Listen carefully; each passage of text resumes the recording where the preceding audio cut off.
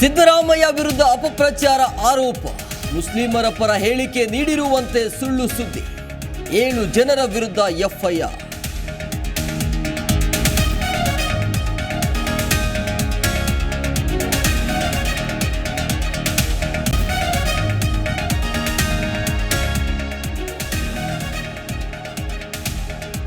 ಕಾಂಗ್ರೆಸ್ನವರು ದೇಶವನ್ನೇ ಒತ್ತೆ ಇಡೋದಕ್ಕೆ ಹೇಸಲ್ಲ.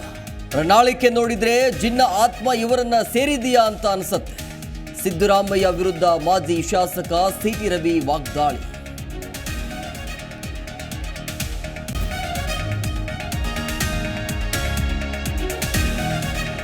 ಬಿಜೆಪಿಗೆ 22ರಿಂದ 24 ಸ್ಥಾನ, ಕಾಂಗ್ರೆಸ್ 4ರಿಂದ 6 ಸ್ಥಾನ.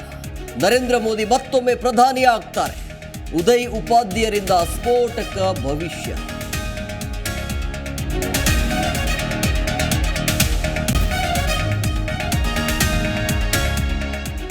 ಹಾವೇರಿಯಲ್ಲಿ ಬೊಮ್ಮಾಯಿ ವಿಜಯೇಂದ್ರ ಅಬ್ಬರ.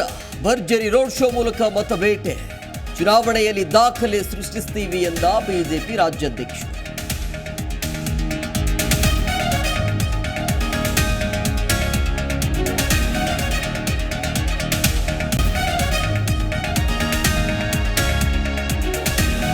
ಇದೇ 14ಕ್ಕೆ ನಡೆಯಬೇಕಿದ್ದ ಮೋದಿ ಶೋ ಶಿಫ್ಟ್. ಬೆಂಗಳೂರಿನಿಂದ ಮಂಗಳೂರಲ್ಲಿ ಸಮಾವೇಶ ಫಿಕ್ಸ್. ಕರಾವಳಿಯಲ್ಲಿ ಕಮಲಕೋಟೆ ಭದ್ರಗೊಳಿಸಲು ಬಿಜೆಪಿ ರಣತಂತ್ರ.